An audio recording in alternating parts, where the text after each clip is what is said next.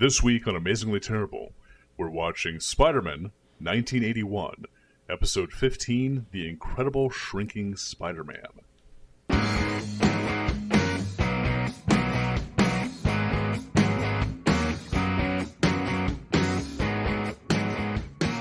Alright, good afternoon everybody and welcome to another episode of Amazingly Terrible. My name's Adam. My name's Matt. My name's David. And together we form the sound of old men complaining. My back hurts! Get off my lawn! We don't have to do any jokes for this show. We just have to calmly report the facts. Exactly. Yeah. This is our serious episode. Oh, shit. On a very special, Amazingly Terrible, we watch another fucking Spider-Man. Mm-hmm. No, not even another one. This is the same one. This is the same one. Yep. We watch the same Spider-Man. All right. How's everybody doing this week? It's been a while. It's been a while. It's been a while since I It's good, man. It's all recorded good. podcast with my friends. Yeah. Yeah. They've been doing something with the sewers and the manhole covers around my complex. Mm-hmm. And they've got like vent hoses going down into the sewers. And it smells like gasoline around there. Huh? And Okay. And my apartment started to smell kind of like paint thinner. And on Tuesday, I woke up feeling like I've been beaten up. Okay. That's not good. So I might have, do you think... I might have like fumes poisoning or something. Do you think they're fracking? Yeah, it's They're fracking in a subdivision in Maryland. Yeah. Right next to the Capitol. Yeah. Yeah. They've decided to start fracking in suburbia. Not even that. Because it's like an apartment complex and more of like an urban area. I like the idea of like they're fracking the sewer system specifically. yeah. Right. Just to use the poo gas. Yeah. They're like, it's natural gas. It's all a joke. It's all a bit they're doing. Mm-hmm. Yeah, they're like killing dozens of people just for this bit. Nothing like governments when they partake in these type of bits. Yeah, these type of bits. Yep. What would be a government bit? It's wacky. I think January 6th we saw one, didn't we? That was quite a bit. Man. Oh, it's so good. They really had us. They did. Yeah, they really had us going. I mean, isn't that pretty much what happened? Like, after everything settled down and everything, the Republicans were just like, just joking, guys. Yeah. Did you see your face? Oh, it was a good one. Yeah, they were totally pulling the, you guys can't take a joke. Jeez. What's wrong? You know? Where's your sense of humor? Classic Republicans. Classic. What about Vlasic Republicans? Do you think they're the crispy kind or like the semi-sweet? I think they're neither. I don't think they're really Vlasic. Because Vlasics aren't flaccid. That's the whole point of the Vlasic. Oh, you think? Yeah. I think they're flaccid pickles, not Oh, Vlasic they're like pickles. they're the kind you get from like the farmer's market, and you're like, oh, this is gonna be so good, and you bite into it, and it's just a mush. Yeah, exactly. Yeah, mush and vinegar. Yep, that's Mitch McConnell. That's Yeah, right. That's what. That's like when the sex workers around DC get together and talk shop. Yeah, They're like, oh yeah, mush and vinegar. nice. Is that still how they're advertising Vlasic pickles nowadays, though? With sex workers? No, not as much. Not as much. That's primarily part of their Canadian campaign. Right, yeah. So I was already telling Matt, I'm drinking this CBD drink called Altitude. Sparkling white tea elixir. It's non-alcoholic. It sounds authentic. It's more like it's trying to jump on the bandwagon of everything. But it's actually pretty tasty. I don't know if it actually does anything for you, but it's got CBD, white tea, a bunch of different mushrooms in it. You know, like you know the health. It's got peyote, LSD. Exactly. Mm-hmm. You use this cocaine spoon stirrer. Yeah, I got the fentanyl flavored one though. So Yeah. Oh man, that's a great flavor. I tried the bath salts flavor, but it didn't really It's- go down quite so well. It's blue. It actually is blue because it's blue curacao with pineapple. I don't know what to. I mean, I don't know what to think about CBD. Yeah, I'm not too sure either. This is actually the second time that I've had a CBD drink. Well, you do sound revived. You sound, Do I? like relaxed and loose. You just sound like ready to go. That's good. Excellent. Yeah. Like you're all Vlasicked up and ready to go. Sweet. Sweet Vlasic power. Mm-hmm. I have also been sick today, so I've actually spent a better portion of the day sleeping. I feel like I'm like really worn down. Like I'm just like fatigued. Mm-hmm. Well, like a lot. Yeah. I'm having a hard time with heat regulation. My legs hurt. It's like you're worn down to a nubbin. Yep. I'm in a nubbin state. You're agreeing with me, David? Or are you in the same Yeah, like position? I said, I like earlier this week, I like woke up feeling like really sore for no reason. I thought it might actually be coming down with the flu. Yeah. But it's probably just all that gas fumes. Yeah. All the crud vapors. It's probably just them venting the industrial fumes directly into your bedroom. Yeah. So this is what you should do. You should go around and steal all their manhole covers. Sell them on the black market. Then use the proceeds to get all the workers CBD drinks with fentanyl. And then they'll stop working. Where would the black market for manhole covers be? Like, where are they looking for manhole covers? I think New York City. We have lots. Okay. Like, lots. That's fair. So a city that's being constructed brand new. You know, like a Sim City. Oh, like a fresh Sim City. Like a fresh Sim Yeah. City, exactly. Yeah. That actually, how cool would that be if you went into a city and like you're walking along and they had like different manhole covers from different cities all over the place? Because you know how cities sometimes put like their like city Yeah. logo on the manhole covers, or if they like look really nice, or like sometimes they have like just like the address on there. Yeah. And all of their street signs are stolen from other cities. Yeah, exactly. So it's all like Ventura Boulevard, Wall Street.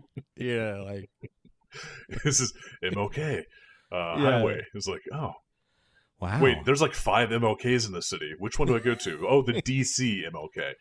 Yeah. I like that idea. I also like the idea of playing a Sim City game so granular that you had to like build on you had to like bid on distributors Building materials. for manhole cover producers. And then you also had like hire the construction companies and like make sure the logistics for Right. And you had to project manage every construction project. yeah. Actually, how awesome would that be? That'd be basically training kids to be project managers. No way, man. It would be insane. It would take you like 20 years to build a street. Uh-huh. The way, like actual cities work. Oh, that would be amazing. Yeah. I started my SimCity when I was 5 years old, and we got our first avenue in. Yeah. Honestly, why didn't they had a drop down with all those monsters and shit? Why didn't they have like real like a drug epidemic drop down? drug epidemic? Like Or sex trafficking. Yeah, it's like, one of the drop down, one of the options in the drop down is just Summer of Sam. Like serial killer. That would be pretty good. Yeah. White gentrification. Yeah. That'll be the drop down. Or like a white supremacist governor.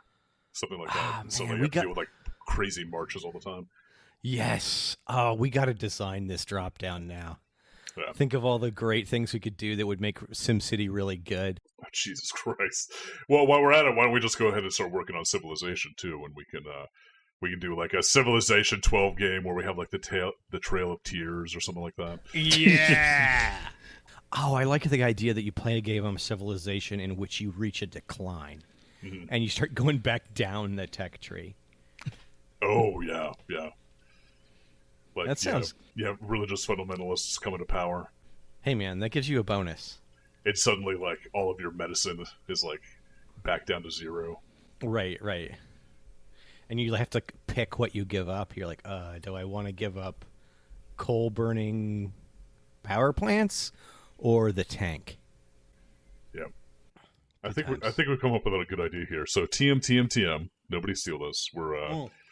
We mailed it to ourselves. We're going to mail this podcast to ourselves. We podcasted this to ourselves. So But that's actually true. We are the only listeners. Yeah, so a real drop down for SimCity with real disasters, like the actual problems that cities face. I think that would be great. Yeah. Yeah. Ooh, one of the drop downs could just be like writer's strike.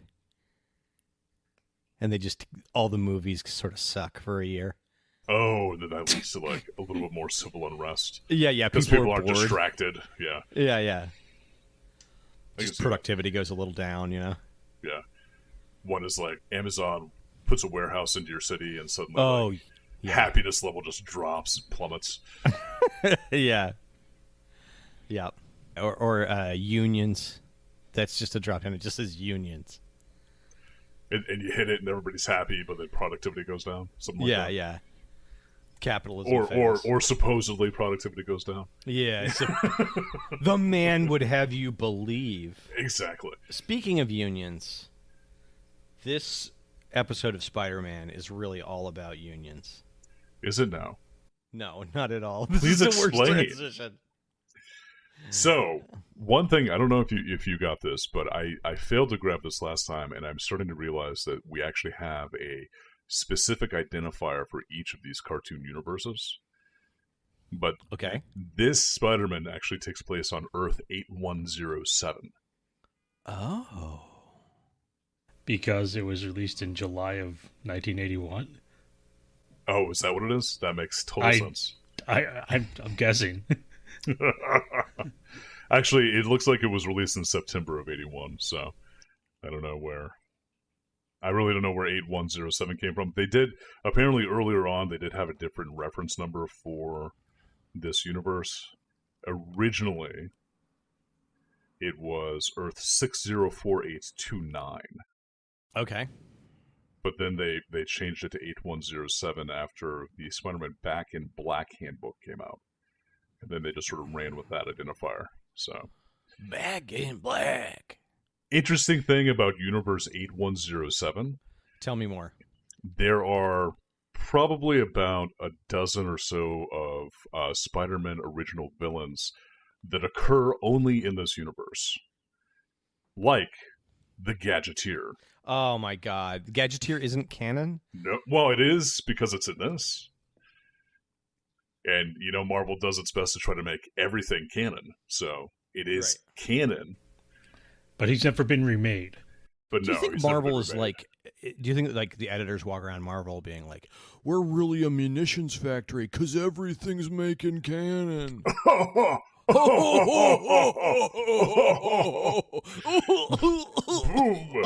Smoker's cough.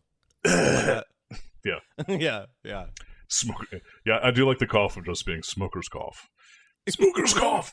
And then somebody else is in the corner with a notebook out going, Lung Man! I've got a perfect character! He pukes his lung out on his villains. There is a honest-to-God Marvel tradition of inventing villains or terrible characters based on editors you hate. It's a long, storied tradition. Is that how we get JJ? Is he like he's supposed to be Stan Lee. He is Stan Lee? Yeah. That's the reason why he sucks so much. Boom! Boo, boo. Take Fresh that. take. Yeah, take that, old dead man. Yeah, emphasis on the dead. Yeah. In your face, Stanley. I got the last laugh. Yeah, I apparently lived. you were kind of a jerk. Sometimes, but beloved by many people. Yeah. Including me. In your face! I idolize you, dick. Jack Kirby was the man, though. Yeah. As I get older, I get more and more appreciation for how fucking awesome his drawings are. Mm-hmm. I felt like, wasn't he like more of a creative force behind everything than Stan Lee was? According to the Kirbyites, yes. I mean, the whole thing with Stan Lee is that he like supposedly stole from everybody. Yeah. he came up with like relatively simple ideas that then kind of like got developed later on by other people. I think Stan Lee's greatest creation. Okay, I love the X-Men. I'm a big X-Men fan, obviously, but I feel like Stan Lee's greatest creation was the X-Men, in that he hit on something like very spectacular in the zeitgeist, and I feel like everything else that he made, he kind of just sort of like coasted on, while other people kind of like developed the ideas and characteristics of those things that he like created. I mean, he would generate a bunch of ideas in books, and the ones that stuck around were like the ones that got picked up by good people. Yeah. Or, occasionally ruined by good people. Hmm. I'm looking at you, Spiders Man. Well, with your Ayn Randian politics. Both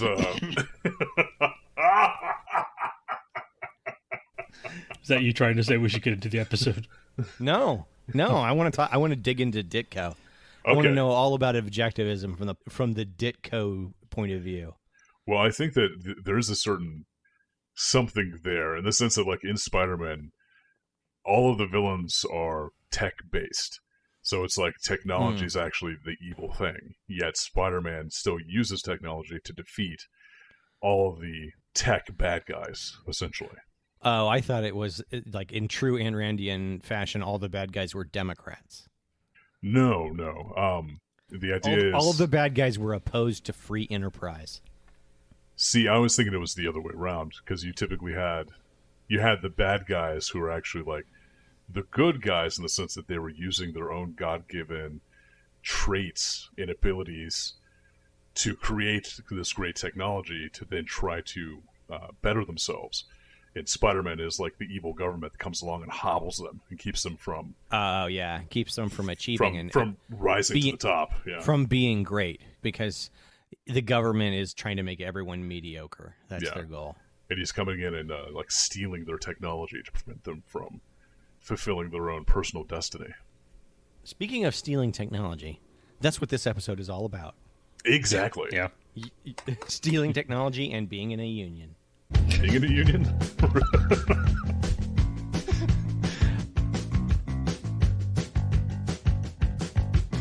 Should we get into it? Let's get into this Spider-Man. Let's get into this man of spiderness. Let's get all up in those gooey, webby guts.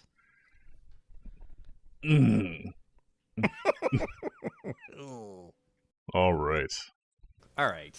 So we have our sonically displeasant intro.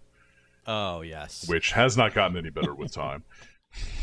And during this intro, and the reason why we picked this episode, because this is a repeat, so we got to pick, we have pretty much the entire episode in this intro. Yeah, they saw this episode and they said, this is the one. Yeah. This is the footage that says Spider-Man. This is it. Nothing says Spider-Man more than being tiny. And fighting that instantly Spider-Man recognizable villain. Exactly. The Gadgeteer. The he's funny so thing, good. though, the funny thing that I found was in the intro, they actually show him. They show the shots from this episode where he gets shrunk down, but then they show him also getting like re-embiggened in the streets, and he doesn't get re-embiggened that way in this episode. So they did have like some bespoke animation for the intro. No. I think there's another episode where he shrinks. No! I bet you there's another fucking shrinking episode. So we got to keep this one on the list to find that shrinking episode. Oh my god! Although I need to check the aspect ratio in this city embiggening. City embiggening. It's D on diminishing. D on diminishing? Yeah, because it's not a shrinking ray; it's a diminishing ray. That's right. Because the shrinking ray was used by one of his competitors. We open in a science lab, and Adam, do you like this science lab? It seems like it's just sort of a conference room with random objects in it. You better like it, because 60% of our episode fucking takes place in this room. Good point.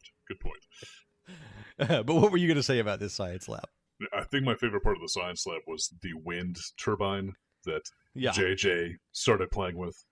And it was really one of those like wind measuring devices. And it was just like super tiny, sitting on somebody's desk, and he just flicks it. I think that was like an early fidget spinner. Well, it became an early fidget spinner because it got unre-embiggened. De-unre-biggened. De-unre-biggened, yeah. Well, that would require some sort of a rebigulator, which is a concept so ridiculous it makes me want to laugh out loud and short. But Anyway, we got JJ, we got PP, we got Betty, and all the other sidekicks are there. PP, nice. And they are waiting for some sort of reveal, a science reveal, if you will. And suddenly we meet, apropos of nothing, we meet the janitor, Joshua, who looks like if the Penguin was cast by a Norwegian community theater. I can see that. Doing a reenactment of Tim Burton's Batman 2. He's got that really cool look of like the horseshoe shape of hair that's really, really long. He's got the skullet. Yeah, the skullet. Exactly. Oh, yeah. And he's working it hard, and he also has a brutal beer gut. Oh, yeah. Did I tell you guys, have I told you guys recently about the gentleman that lived here in Seattle in the Pioneer Square area? Or I think he owned a business down there that had the skullet. But what he did was he dyed it bright orange. Nice. And then spiked it straight up. And like, I'm pretty sure this guy owned, or still does own, a advertising agency in Seattle. So he was a character. I mean, you gotta own it. Like, oh yeah. I'm getting there, so I understand his. I understand his anger, where he's like, "Oh yeah, you won't give me hair? We'll take this world." Fuck you, God! I'm gonna point my hair straight at you. Yeah, fuck you, God. Hope you like orange. Oh yeah, bitch. You give me regular old brown hair? Well, fuck you.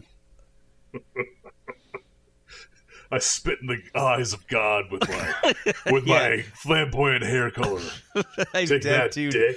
I've tattooed F you on my bald skull when God looks down at me. It's like the opposite of Yamaka. Yeah. Look at this, you son of a bitch. You thought you had me, God. You thought you had me. Anyway, Joshua is abused by Dr. Norton, who is pretty foxy.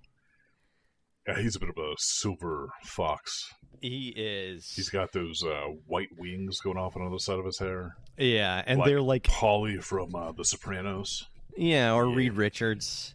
Yeah. Yeah, except they're a little too long, so you might be right. It might be better with Polly. Anyway, Dr. Norton comes in and reveals his invention to the room, which is a diminishing ray. And it looks like a camcorder crossed with a leaf blower. And everybody takes photos apropos of nothing, really. And it's literally like everybody was there from the press, but it seemed like every single person there was actually a photographer. Yes. With like 2 reporters. Yeah, this was back in the days when you needed 2 photographers for every reporter. That was the ratio. He has his assistant open a curtain, and behind this curtain, he has a live fucking lion that's enraged. Because everybody's taking photos. Right. Yeah. And these are not like 2021 photographers or 2022 photographers. These are like 1980s semi-flash bulb, bright flashing lights. Yeah, it's like 1930s. So, yeah. These cameras like shoot sparks. Yeah, and you have to replace the light bulb each time. Exactly. And you throw it on the ground and you smash it under your heel.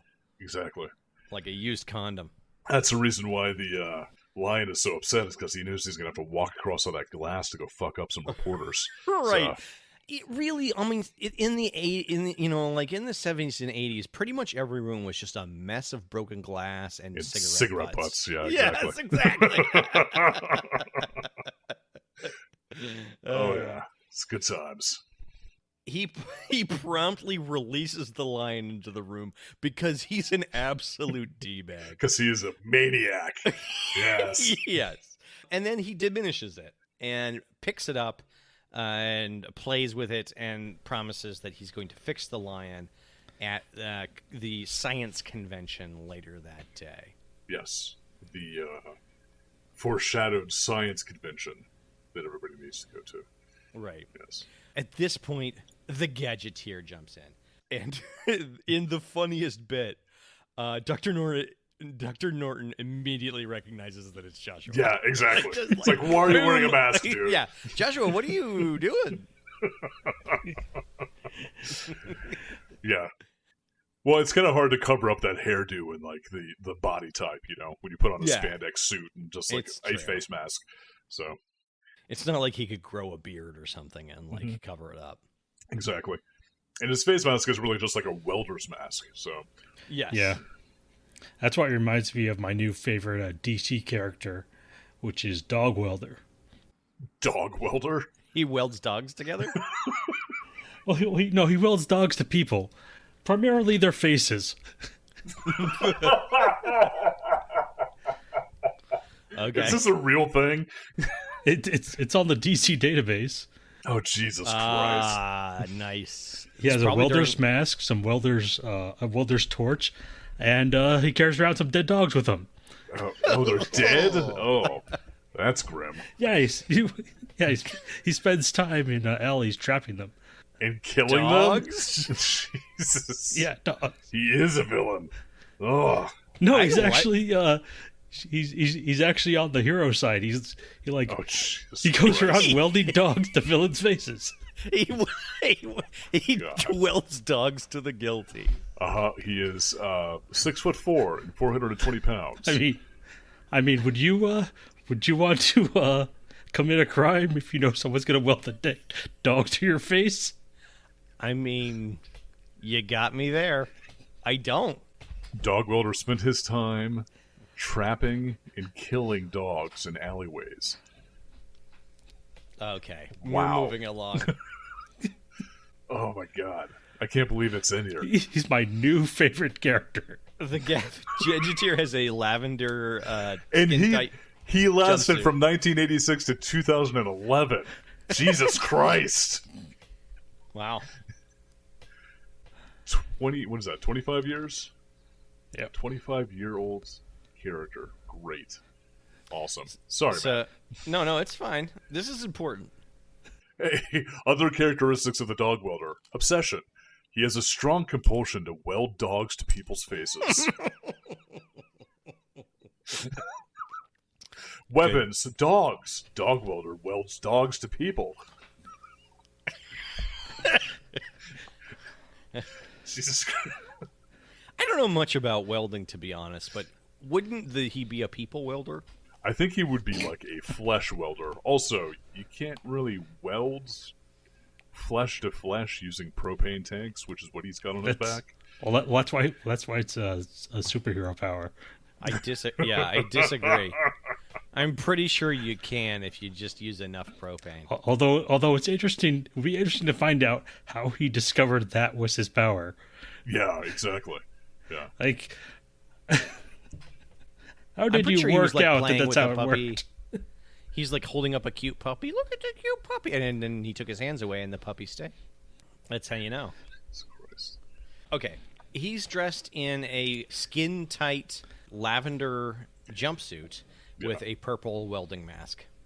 And he says the greatest line in the history of television.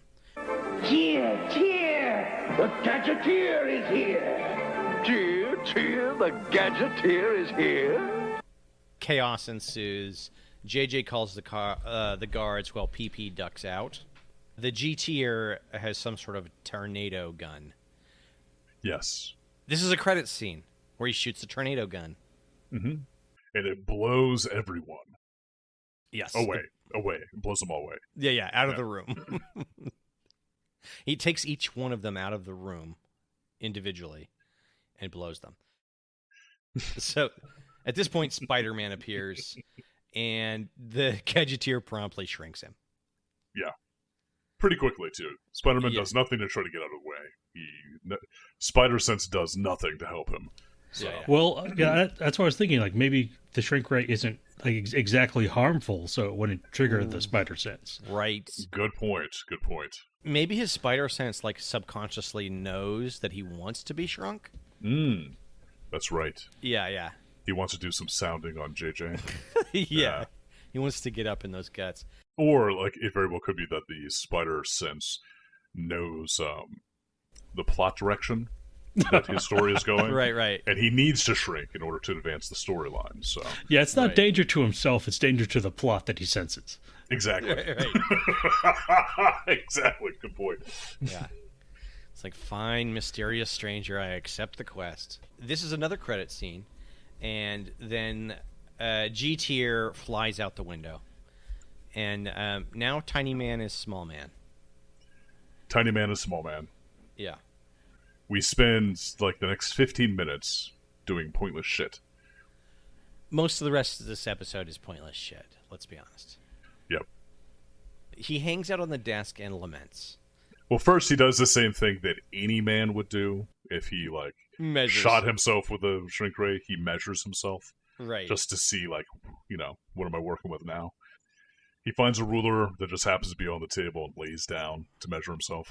I like the idea of him, like, working hard to get an erection and then laying down next to this tiny ruler. Just to measure himself. And he's just like, come on, little Peter. Don't let me down. And this is another credit scene. Yep. A cat shows up to threaten him. And this scene goes on for goddamn ever. For way too long. Way too long. First the cat is kind of With, like- threatening him, and then the cat is licking itself. Yeah, it's like zero threat here. Like, there's, like, real zero stakes Yeah. in this entire, like, part of the episode. Very much pointless. And the cat kind of bats at him until Tiny Man swings over to his shelf and knocks down some cat food. Yeah. And how long is that? I mean, we're describing real quickly, but it's something like 5 to 6 minutes. Something like that. I mean, we're halfway through the episode at this point. Like, we've spent most of the episode in this one goddamn room, and I still don't really know how it's laid out. Yeah. And it seems suspiciously identical to JJ's office as well, so Yeah. which is pretty It's unusual. It's similar accoutrement. Mm. But, I mean, back in the day, they would just, like, you get all your office stuff out of central casting. From the same office, depot, Yeah. warehouse. Yeah. Everything in New York came out of one warehouse in Jersey. Yeah. That was dedicated to shooting film. Yeah. Right. Tiny Man now swings the mean streets and finds a dime. Oh, yeah. Yeah. Not a dime bag, but a dime. He's dropping this dime into a payphone. And this is when we realize that even back before our time, payphones or local calls only cost 10 cents. I mean, back in my day, it was 25 cents. I don't know about you guys. What you remember? That's what I remember. And then I Yeah. remember that payphones weren't a thing anymore. Yeah.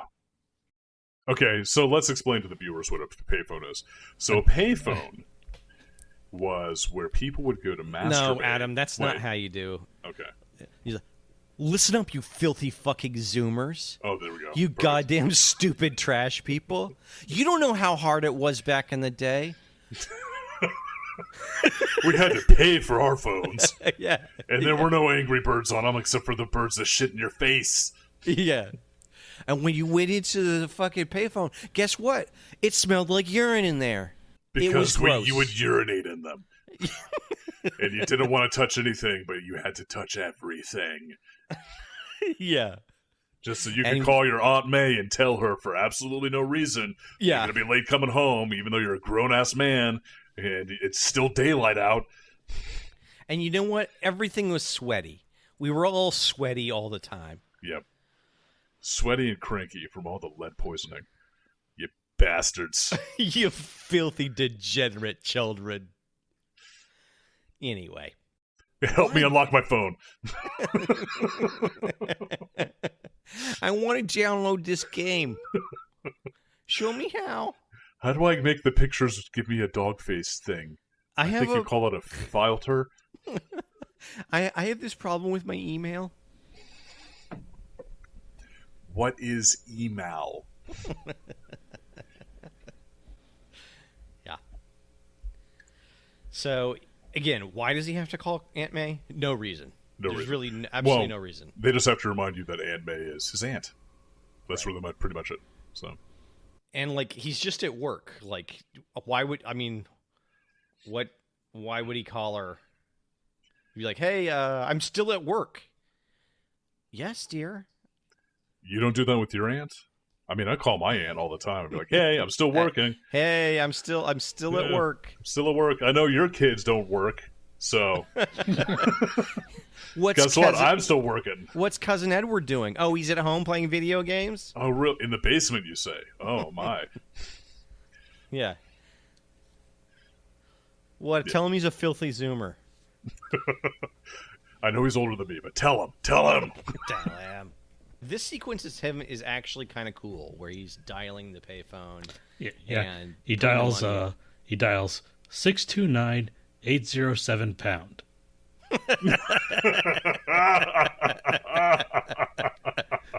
Nice, David. Perfect.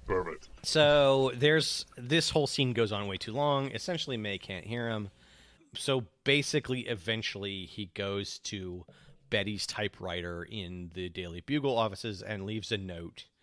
And this is another credits scene. And he's he's basically gone to a co-worker and asked the co-worker to call his mommy. Exactly. Yeah. And for apparently no reason still. Because it's the middle of the fucking day. And she probably went to her desk and was like, why is he trying to tell his aunt this? This is... Okay, I guess I'll let her know. If she calls because I don't have her contact information because you're a coworker. Also, I'm not your fucking servant. This is some real retrograde sexism right here. Hey, could you call my family and tell them that I love them? Goodbye now. Did you buy my wife a birthday present? Did you get that dry cleaning picked up for me? Thank you. Thank you. I'm gonna go cheat on my wife now. Want to come? Ooh. Anyway, another credit scene where he's jumping on the typewriter. Yep. And then this is where we get like the weirdest fucking MacGuffin to this episode. I love this bit. JJ's confronted by a thwarted advertiser. Yes. Somebody that's trying to purchase advertising in the Daily Bugle. That's it. He just wants to buy advertising. Yeah. Any other publisher I know would just be like, fine, buy give me money. I buy the space. I don't give a shit. Here's the standard price. Yeah. Go ahead. No. Talk to somebody else. There's another office in this building that is dedicated to advertising. Talk to them. I'm the editor-in-chief. You understand, this is still the 80s. There is a division between editorial and advertising. There's a fiction we maintain here. Yes. So, in some sort of bizarre cosmic coincidence, this advertiser is selling miniature Spidermen that can climb walls and walk around like Spider-Man. Yes, tiny robotic Spider-Man. Now, this is going to be futuristic by our standards in 2022. This is just tying into the long history of Spider-Verse overflowing with genius inventors who are unable to realize the profound nature of their investments and attempt to monetize them in the worst way possible. In like the weirdest way possible. Exactly. Yeah. Yeah. If you could actually create robotics, this miniaturized type of robotic at this scale and at this quantity, because he also has like he's got like 5 of them. Yeah, and then and later on we'll see like another dozen or so. You could probably get into like medical research at the very least, but like pretty much any type of other governmental work, bomb disposal, for working for police officers or even working for the military. You could. Hell, the CIA would probably want to buy all of these just so they can, use them to screw with folks out in the field. The CIA would be like, can we paint them black? Yeah. We can? Thank you. Can we paint them black and, put LSD all over them? Oh, perfect. Excellent. Can we paint them black and stuff an M80 inside them like I used to do with my G.I. Joes? Where you crack them in half and you take the rubber band out and you shove the M8A in there. Yeah. Battle damage. Oh. Good times. Spider-Man comes in and mixes with his robotic ilk. At this point, JJ throws a cigar in the trash and starts a fire. Yep. He refuses to allow this advertiser to put advertisements on his newspaper because he doesn't want to promote Spider-Man in any possible way. Right. So he turns down the money, and as the guy that left his multi-million-dollar toys on J.J. Abrams' desk, as he's walking out, he's screaming that he's going to sue the newspaper. Right. The way you do when they won't let you advertise. Exactly. So Tiny Man sets off the fire alarm, but falls into the trash can, is almost crushed, and then almost drowned in JJ and Betty's attempts to put out the fire. Yep. But he's drying off, and he sees the thing we all already knew is that there's going to be a science convention. And he realizes that that G-Tier is going to try to steal inventions at the convention. There's no way he can resist, because having met this guy once, he knows his motivation. Yes, he's fully aware what this guy likes and wants, and this guy wants to steal him some science. Exactly. Now, in this scene, I actually really did get a bit of a kick out of Spider-Man pulling the Kleenex out of the box and using that to dry himself off. Yeah. I thought that was pretty good.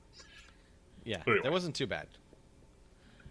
Yeah, it's how you know this was the 80s, because now modern Kleenexes would just fall apart. Yeah, they just, shred as soon as they touch anything. Yeah, everything was better when we were kids, you filthy Zoomers. That's right. In our days, saran wrap used to stick to food because it was covered in carcinogenic chemicals that was probably going to kill us. But in your face, Zoomers! Back in our day, cigarettes had actual nicotine in them. Yeah.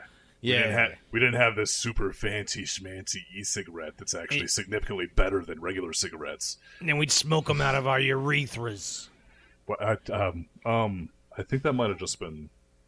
Just me? Yeah. Well, it's got such a good grip. Your urethra? Well, you have been flexing that muscle with the... Yeah, man. So, yeah. I've been doing the exercises. Yep. Gotta swallow that bean, Gotta swallow that bean. Bean it up. You gotta get that bean in there. Oh, yeah. Gotta get that bean in there. Gotta get the bean. Can you snap into a bean? Snap into a Blue Mountain bean hole. Yeah. Just picturing a tiny Macho Man Randy Savage running around in my bean hole. Just cracking beans open and rubbing them on the walls of your urethra. Yeah. all sweaty and coked up.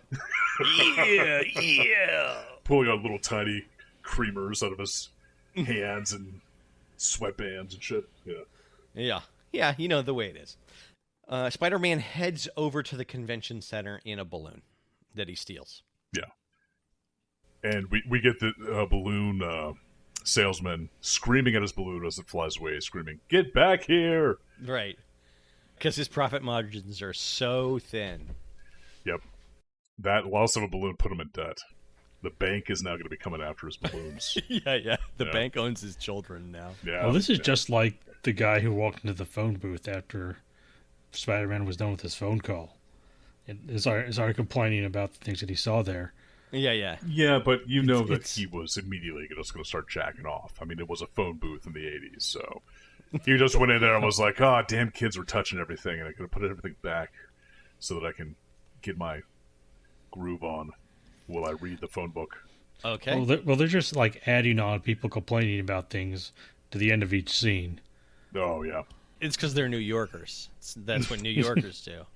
They complain and masturbate. Yeah. Complainerbate. Complainerbate. So at the convention, the G-Tier shrinks himself by shooting himself in the mirror. Another credits scene. Which is also just super bizarre to me. Why shoot it at the mirror and not just directly at yourself? Right? Was it because did he have to be behind the device in order to operate the controls or something? And it's for a plot point later, basically. Oh. The Tiny Tier starts cutting open the back of an Apple IIe computer. Of a golden Apple IIe computer. Yes. It was specifically made out of gold.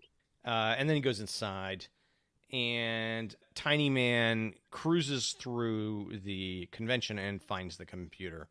After doing a quick shot of a table full of the miniature Spider-Man Yeah. figurines, just so we have that plot point in place for later. You know? Yeah, because he's a narcissist. Yeah. They fight inside the tiny computer, but the tiny AT sets fire to the interior and escapes. Mm-hmm. Tiny Man puts out the fire and discovers at this point that he's shrinking even further. Luckily, there is a ruler close by, so they can realize every man's worst fear. His worst fear that shrinkage was not due to the cold water. Yeah. It's just what happens after a certain age. Damn, I hope not. Shit. I mean, you are elder, so maybe that's true. Yeah. It's happening. It's happening.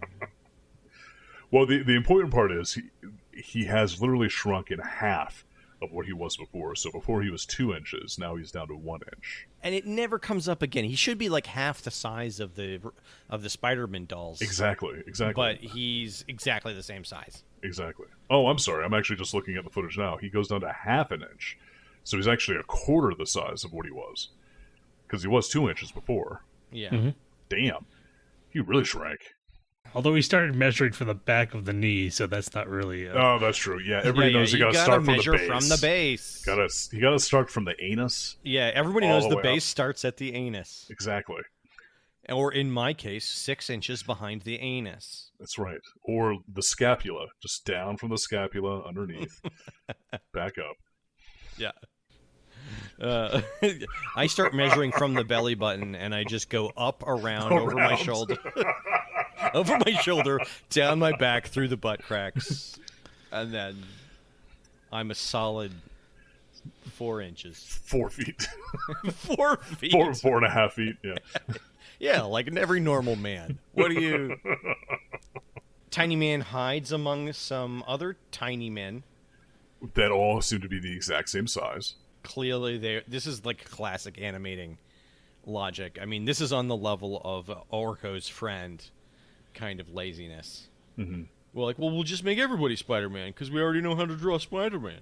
Yeah, exactly. I never saw this coming. He'd hide among the Spider-Man? Oh, yeah. Incredible. Who would have thought that was going to happen with all the foreshadowing of this happening? With twists like these, who needs Last Summer? Exactly. Yes. I hear Part David of Italy in the background. With those twists and turns. Yeah. I hear David in the background quietly getting the joke. And we also get a great scene of the Gadgeteer not shrinking down a military vehicle. No. But rather jumping in a remote control vehicle. A toy jet, yeah. That is a toy jet complete with munitions to destroy whatever it's shooting at. So, I love this invention convention that's mostly toys. Yes. Because toys, that hotbed of scientific achievement. It was the 80s. It was, exactly. Tiny Tier flies around in his tiny toy jet, and Tiny Man controls all of the Tiny Men spider toys. From like a remote control, like one single remote control. He's able to use that to control all the Spider-Mans. Right. And it has like a mechanical switch on it. Yeah, well, it's a magic lever. It does everything, because that's the only thing it has. All the Tiny Men toys web the tiny jet, causing Tiny Tier to have a tiny crash. And this was when I was like, these fucking toys also shoot webbing? Jesus Christ! Which is apparent. Like, they shouldn't even have the technology, right? Like, yes. I mean, each of these toys would have been like $50 back in the day, and that's like $2 million in 2022 money. Yeah. You hear that, Zoomers? You hear it? That's only if you keep it in original packaging. Well, exactly. Well, you have to, yeah. Well, you buy one to play with and one to keep in the packaging, the way a good kid does. And you can finally, have that satisfying feeling of putting Spider-Man's head in your mouth and just kind of rolling the plastic around against your tongue. Yes. Yeah. That thing. Yeah, that thing that we all did. Okay, so Tiny Man swings down and follows the Tiny Tier into a tiny hole. Mm-hmm. And a tiny mouse hole in the side of the wall of this convention center. Yeah. And Tiny Man falls into a tiny spider web. It's tiny spider, tiny man. Mm-hmm. Tiny spider, tiny spider man, tiny. Big spider. Finally, Big Black Widow. I had a question about this whole sequence here. it's 100% a waste of time. They Well, were no. like, yeah. It is. But I was wondering if you could answer this. How expensive is color? Because it was obvious that like they did this whole thing just so they had a black space and a black spider, so they just didn't have to like color anything in. Man, So which color are we talking about here? Are we talking like a blue or one of those expensive ass reds? well, both. I don't even get me started on the way they painted that computer gold. Mhm. You know how much it costs to do gold in a cartoon? Oh, so that's the reason why they had to take all the color out of this section. That Right, makes because sense. they spent it Okay. all on On the the painting of a gold computer. Exactly. That was real gold leaf on that animation. Yes, it was. Made out of 100% genuine leaves. Exactly. Finally, we get Tiny Man jumping in front of the Tiny Tier, who is trying to de-untiny himself in the mirror.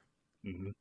And Spider-Man is restored to himself in a very ominous scene in which we see the Tiny Tier running away and Spider-Man's like giant shadow looming over him, Yeah. like he's eclipsing the sun. It like literally when they showed this, I was like, dude is standing in front of the re-embiggening ray way too long. He is going to be gigantic. Yeah, This is going to be like a 12-foot Spider-Man. I'm getting my own back. Yeah. Yeah. He's like turned around and just trying to get the beam on his dick. Just the tip. Oh Yeah. man. It's all lopsided.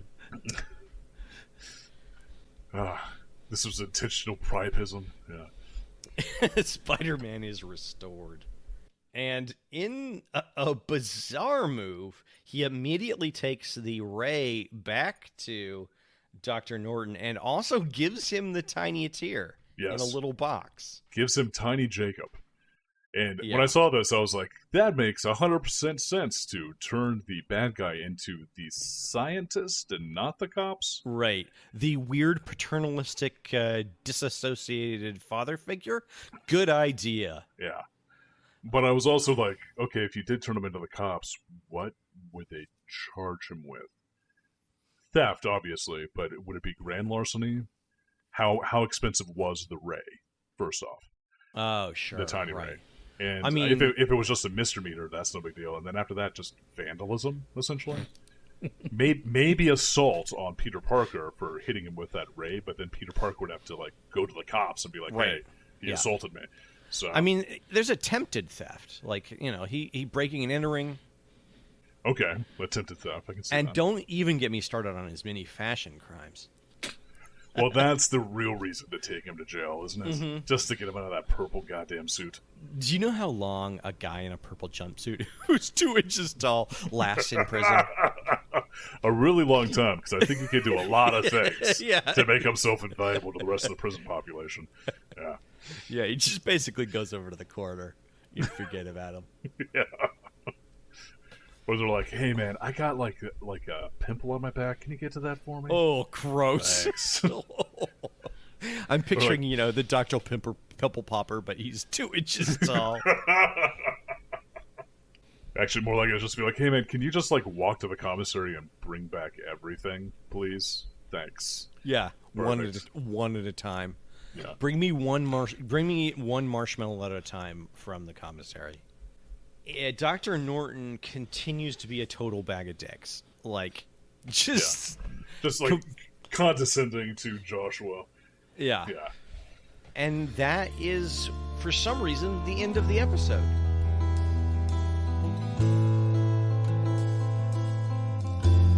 That's right. Da-da-da-da-da-da. For some reason, we've had a conclusion. For some reason, Maybe. they called this a narrative. So, what'd you guys think? Just fucking okay, so some parts of it were fun, Yeah, yeah. it was fun to see him shrink and like do shrinky stuff, but Jesus Christ, did they waste my time? Oh yeah, yeah. Yeah. And Just- the quips seemed a lot more painful in this episode than normal. Oh, brutal. They did. And I don't know, the whole just the pacing of everything was grueling. Yeah. Yeah, it was definitely very slow. And they took way too long trying to, like, show off, oh, he's small, but he has to deal with when he's small. And, like, that... And for me, the biggest one was the cat scene. I thought that was horrible. Yeah. And, like, way too long. Just way too long. The spider scene for me felt most egregious, but it wasn't very long. Yeah, the spider scene was also really bad. And I'm sure that was really just somebody in the writer's room being like, like, hey, Benny, you know what'd be funny? If Spider-Man had to actually fight a spider. Yeah, what if What do he you had think to about that? actually attack? He was attacked by some sort of spider. Okay, real quick. Has anybody seen The Fly? No, but wait. No, the original Fly, not the But Cronenberg wait. one that's going to come out in 5 years. I like the idea that this scene is the whole reason why they wrote the episode. Yeah. Where they were like, what if you fought an actual spider? And they're like, but wait, Spider-Man is at least 50 times the size of a spider. Yeah, so what we're going to do is we're going to make the spider big. But wait, No. then that would disrupt everybody else in New York City. No, no, no. he would be destroying the city there. Well, okay, all right, Rocky. Chill your roll there. We gotta make Peter Parker tiny. That's why they pay you. That's why you're the head writer. That's right. Now start smoking them cigarettes. I've got 5 in my urethra. Oh, you got that super grip in your urethra, don't you? Hey, it's a little sticky. Okay. I'm ready for this bit to be over. No, we're staying here, you piece of you goddamn Zoomer. Wait, Zumas don't even exist yet. This is for the pre-80s. I don't even get the pun. Yeah, but this was pretty painful. Yeah. The thing that I have to keep in mind, though, is this is, what is this, like 8 years before Honey, I Shrunk the Kids? So, like, they were really kind of going off of, like, oh, wouldn't it be cool if they shrunk down with no real context for what that would mean, right? What, you think Honey, I Shrunk the Kids invented what it's like when you're tiny? No, I'm pretty sure Honey, I Shrunk the Kids became the gold standard of what it's like. No, shrinking people and, like, having them shrink is, like, I mean, fucking... Fantastic Voyage. Yeah, or fucking Jonathan Swift with the Lilliputians. The Lilliputians, yeah. I mean, fucking Jack and the Beanstalk. He like climbs up there and he's tiny, right? But this like, requires them to actually read the material. See, they didn't actually get like proper visual representation until 1989. Ah, right. That's what it is. Yes. Because before this, the only thing they had to go off of was the original Fly. I Right. mean, and that wasn't that crazy. Yeah, they were. Rick Moranis, I could see him like in the room pitching the movie, and everybody's like, "Making people tiny. Have you read Jonathan Swift? Like, it's been done, Moranis." But he's like, "No, in this one, we will have pictures of being tiny. No. Yes, we will fully realize it on film." I just love this narrative that Rick Moranis was actually the driving force behind Honey, I Shrunk the Kids. It was a labor of goddamn love for him. Everybody knows that every movie is written, directed, and stars the main actor. Everyone knows that. Yes, exactly. That's right. Mm-hmm. That's the reason why. Wait, hold on. Was it Martin Sheen or Marlon Brando that wrote Apocalypse Now? Then Oh, shit. Man, good question. Probably a collab. Probably, you're right. Probably a collab. Yeah. Sheen's like, I got this whole epic narrative where I'm like the only white guy on a boat, and but I don't know where it goes. I don't even know what era to sit it in. Dude. I don't. Where does it go? The Age of Sail? Is this like Armistead? Like, what is this? And Marlon Brando was like, no, it's got to be Vietnam, buddy. Yeah, it's got to be Martin. Vietnam. Martin, you know what all the kids are talking about? The Vietnam. And you'll know what, Martin, if you can have a heart attack while you're shooting this movie about Vietnam. It will sell many more pictures. That's what Marlon Brando sounded like. Did it? Did he Yeah, now? yeah. David, what do you think of this? I think there's something really wrong with the writing. Yeah. Like I said, with those guys that just show up to complain after the fact, it's like they're taking each individual scene and trying to like squeeze something out of it. Oh, But on the right, whole, yeah. there's like no reason for any of this to be happening. Just like lengthening it for no real reason. Yeah. Yeah. Right. Just because I got to hit that 22-minute mark. Yeah.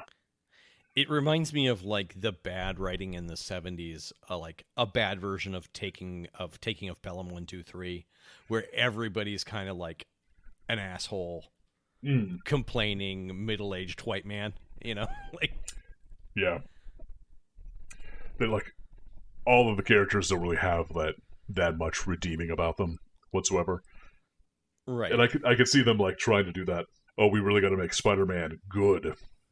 How do we make him really good? Oh, we make everybody around him a bunch of jerk-off D-bags. Do you think this is like them trying to be real, though? They're like, this is the Seinfeld of the era, where they're like, you know what's really real? When you walk into a phone booth and somebody is torn a little bit out of the front page.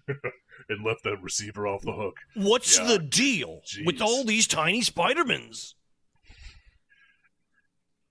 Don't you hate it when you go to like pay for some advertising and the editor-in-chief of the Yes. newspaper's like, fuck you.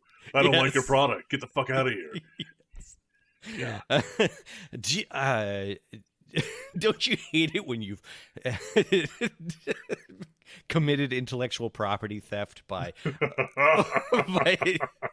Producing basing- unlicensed replications of an individual. Yeah. basing your toy on a real live individual in the world you live in?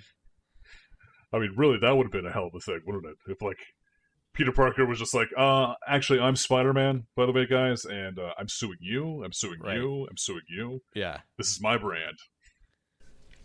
It's kind of surprising they didn't bring the Gadgeteer back. Because he's like the perfect comic book villain.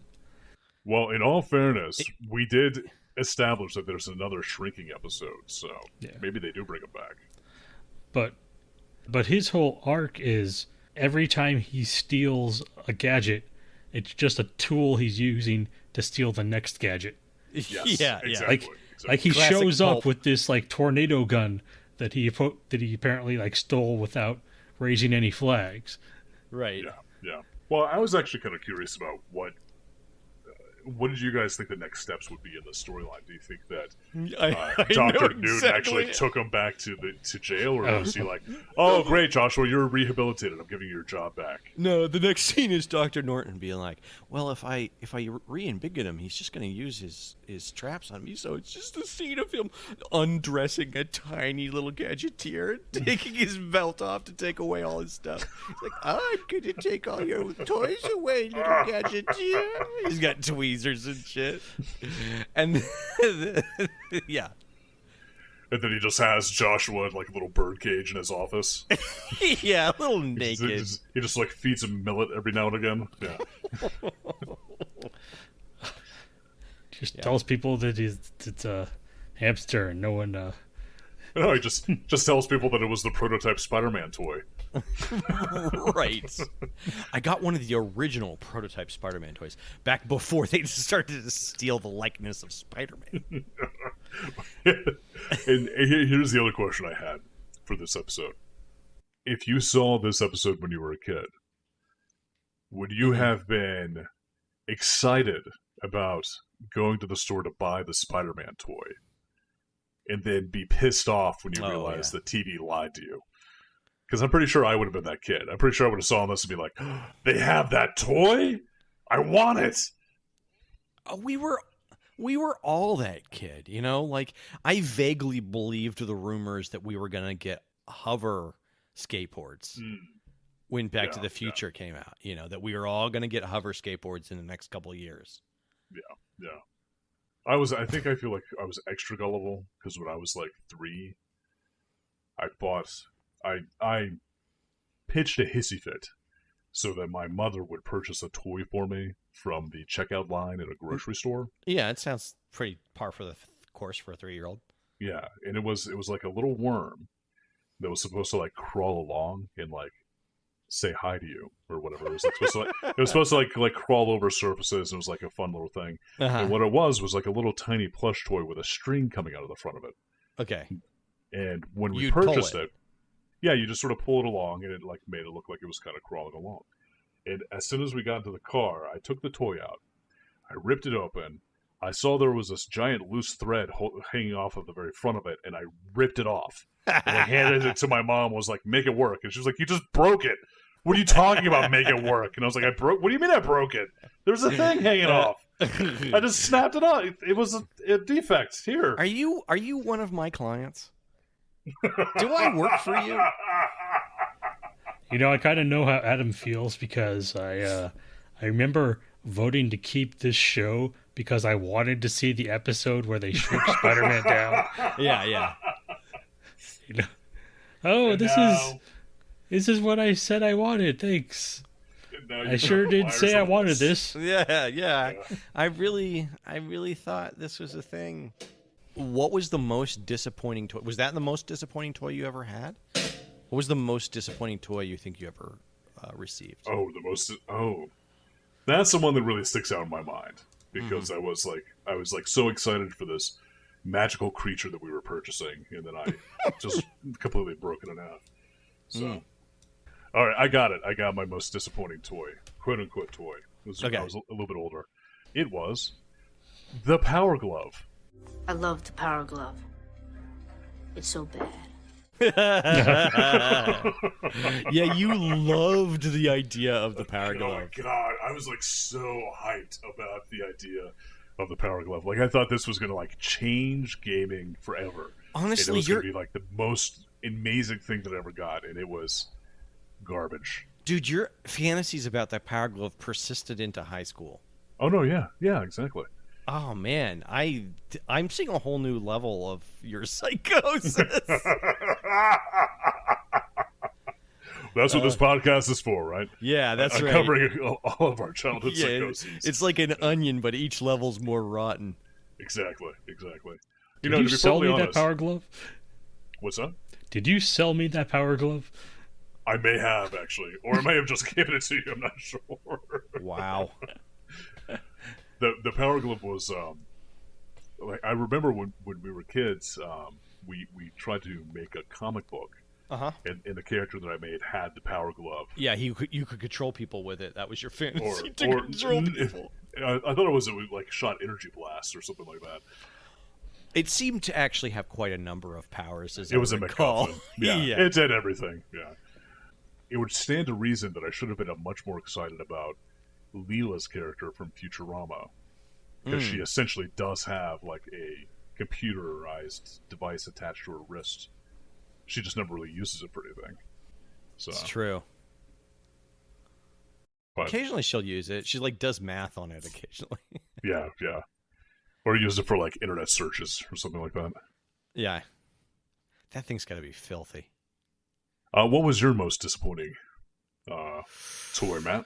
You know, to my parents' credit, I think that I mostly remember having good toys. So they I think they protected me from my worst impulses. But I do remember, mostly I remember like reading comic books and seeing all of the amazing things you could get if you like bought into one of those salesmanship campaigns where you were selling, I don't know, what were you even selling? Magazines or something? And you could get these prizes, and there were like amazing things as prizes, like X-ray goggles and my favorite was the brine shrimp, all kinds of amazing shit. The hovercraft was my favorite. Yep, the hovercraft. That looked really cool. And it was supposed to be a, like if you read the fine print on it, it was actually plans on how to build a hovercraft using a vacuum cleaner for her parents. Nice. And when I read that in detail, I was like, why do I need plans? I could do this now. I started like looking at my mom's Electrolux, like, That's got a lot of suction on it. I think I can make that work. I'm gonna ride this fucker. Like that. Exactly. Yeah. Little did you know that in just 10 short years you would. Exactly. You Right over the Niagara Falls. You'd fuck, marry, and have children with it. All in the span of one crazy night. Read about it in our next upcoming Amazingly Terrible short film. Adam Does Vacuum. I love the idea that now you just have a bunch of vacuums in college. Just like my apartment's is just littered in vacuum cleaners. Nothing's clean. It's just littered in vacuum cleaners. Yeah. These are all the ones that failed to launch, you know. Exactly. Like the rest are in college. And you're like, oh, what are they studying? Maybe how not to suck. Like that. Exactly. I like you as a bitter father. And then eventually I just get like fed up and just lash them all together and make a raft out of it and float on the river. The bodies of your children. Exactly. Wasn't going over Niagara Falls how this started? Didn't you consummate your love for the vacuum on the falls? Exactly. Yeah, so it comes full circle, and that's how I broke the cycle.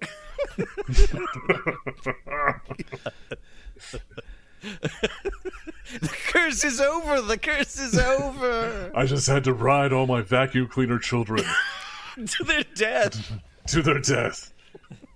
Through this river whose name I can't remember in Radford. Yeah. New River. That's what it was. The New River. You couldn't remember the name of the New River. Yeah, that's right. All right. What can I tell you? Well, my brain has been obliterated by years of Spidersmans. So true, yeah. Okay. We can't remember the names of actual geography, but we remember why the Spider-Man hates the Gadgeteer. And we remember why the spiders man. But why does the spiders man? I think it's in order for us to vote on whether or not to watch another episode. Let's do it. I like it. Well, I don't. Well, who cares what you don't like? I care. So keep in mind, fellas, there's potentially another unambiguing episode out there of this episode. I feel like... And I also really like the idea of us voting off every other Spider-Man, but keeping Spider-Man 8107. I feel like obviously worst Spider-Man of the bunch. I feel like this is a sunk cost fallacy. Like, I feel like that they're like, oh, there's another one.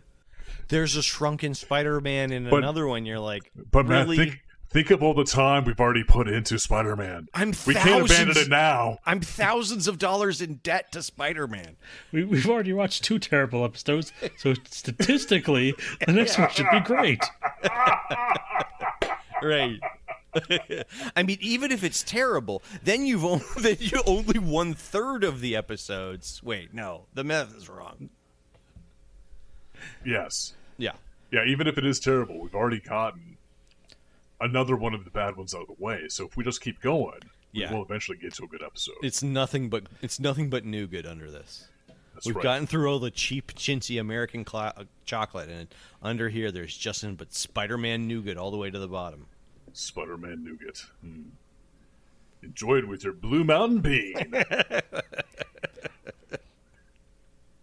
That's probably what the next table over at the convention was. Just a Spider-Man nougat.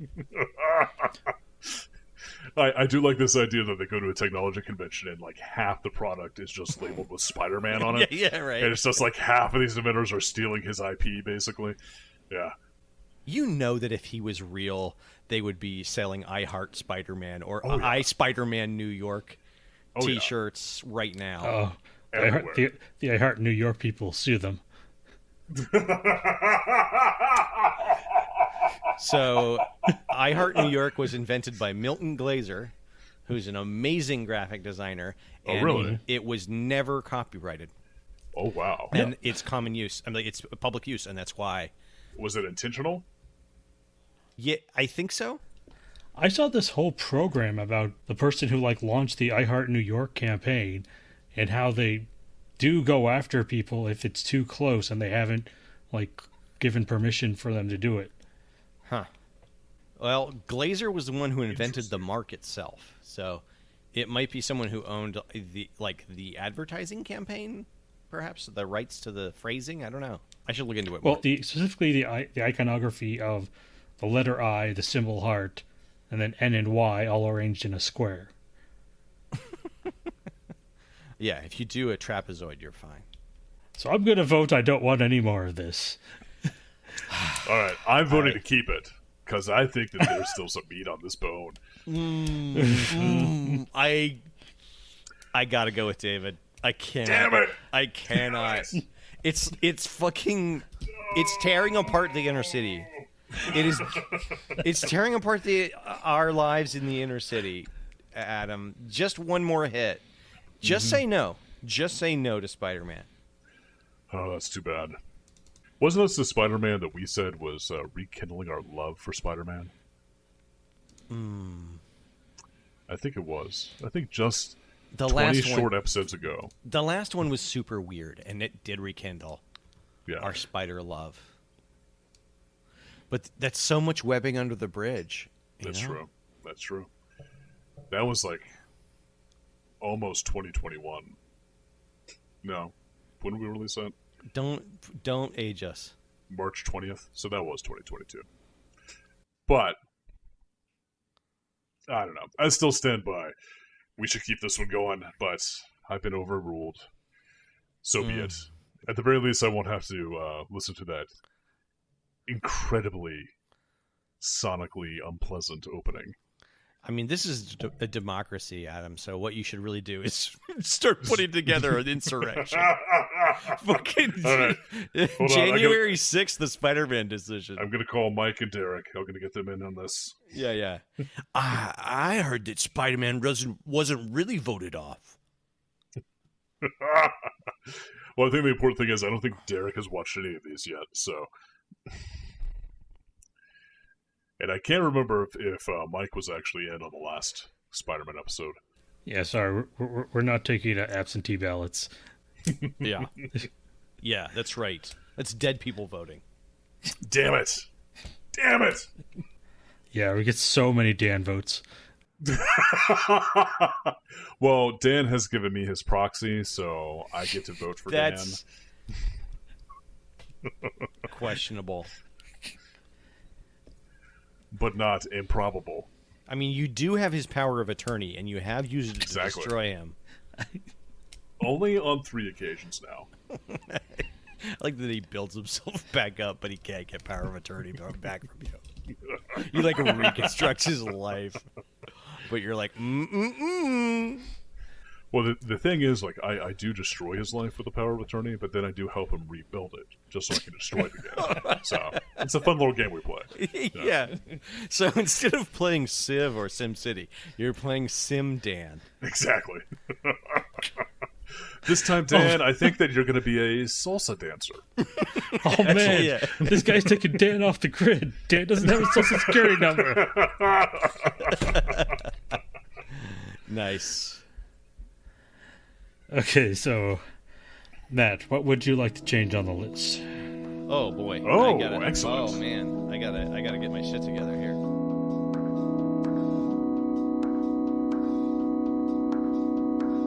That's right. I forgot about that. Could we unrecord the episode we just recorded? Is that No, but we can go back and unrecord the first Spider-Man episode we recorded. So, Oh, we released that. Oh man, yes. I want to get rid of Bump in the Night. did we keep that? It looks like we did. Mm-hmm. Why did we keep that? I'm correcting our mistakes. Were we drunk with power? I think we wanted to see the Transformer thing. Yeah, that they that's had. right. And I was commenting a bunch about how the next episode seemed to Yeah, have a you lot guys- more. You guys went Going on insane, and you Yeah. bought into the hype, and you're like, "Oh, That's I'm right. sure the next one looks so good." I was like, "No, it's garbage." It'll be more songs about how to fucking brush your teeth. Can we make sure to edit in the clip of Matt voting to keep it on from that episode? yeah. Right here. I love it, and I want to keep it, and I want to see every bit of these other idiotic, shitty characters. Please, claim me up, Daddy. You got it. Okay, thank you. Just and underneath it, just go hypocrite. Nice. All right, so Bump in the Night. Despite us voting to keep it on the list, we have now removed it. I'm saving us from ourselves. You know? Oh, wait, hold on. I'm watching The Watchmen.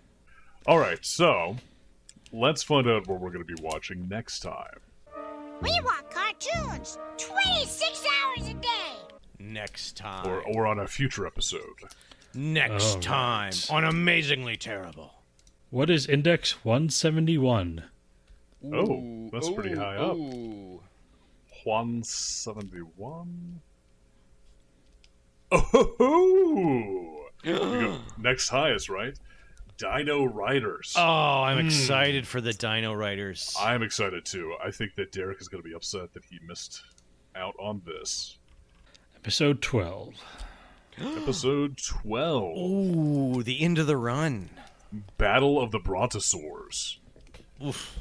The Dino Riders rescue a Brontosaurus from the Rulions, and Krulos leads an attack to get it back. However, that's not all the Rulion Emperor has up his sleeve. ...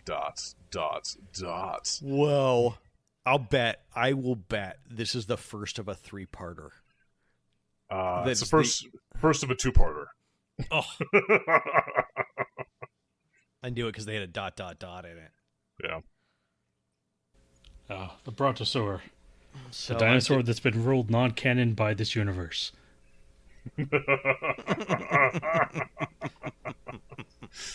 Nice. Yeah. So, Matt, you're up for that?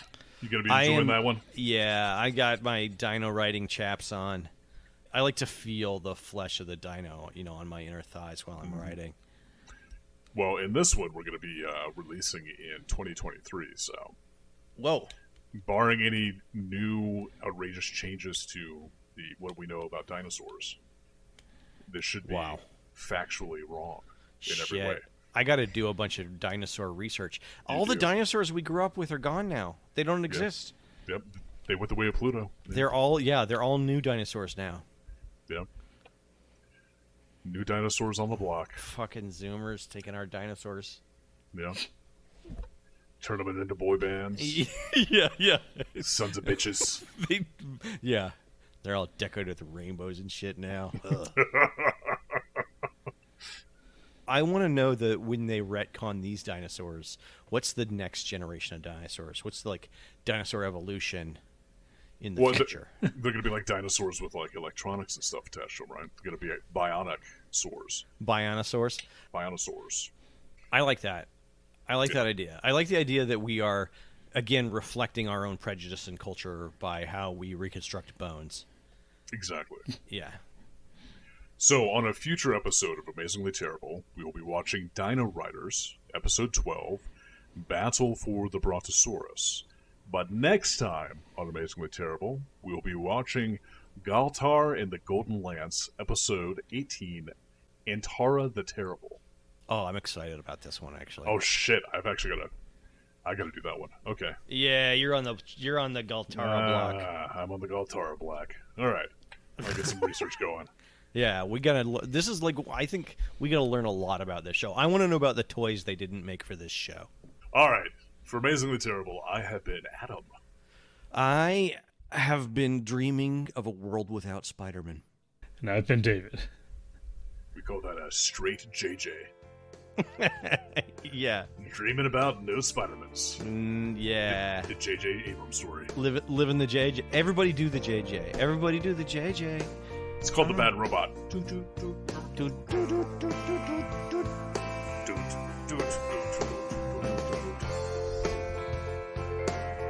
Amazingly Terrible is produced by David and Adam. Music by Josh Woodward. Send your email to monotonously terrific at amazinglyterrible.com.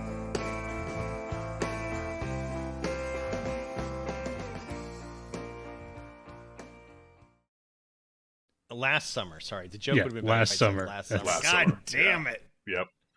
Edit it together, so I said last summer. Okay, when I edit this one, I'll just take last out of what we've been saying right now, squish it all together into one last, and then stick it in where you So said it next. sounds like we're all saying last. Hold on. Exactly. Hold on. Yeah. Last summer. Last. That's how we'll overdub the. That's yeah. Excellent. It'll be That's seamless. That's what I sound like when I'm funny, people. Mm-hmm. When I'm Yeah. funny, it sounds sound like David's David. talking. All right, I'm not doing that again. I'm one take Adam. That's me tonight. What was that, Adam? Damn it! Repeat yourself. All right. A repeater says what?